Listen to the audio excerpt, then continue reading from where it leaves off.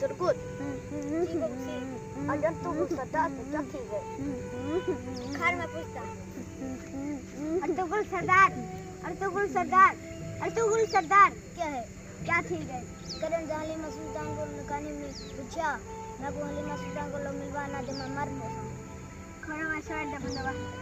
चल सवाल। दुकान है।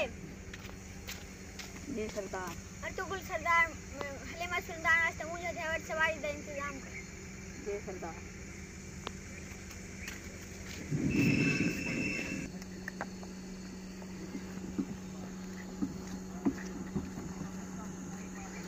सरदार सवारी हाजिर थी गई। सबर कर चलेंदा है कि ताई कुर्सी पर रख ले।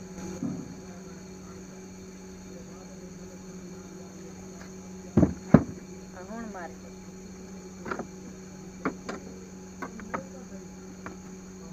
तो सही भाग जाओ था कोई हलीमा सुल्तान को मिलवाया था।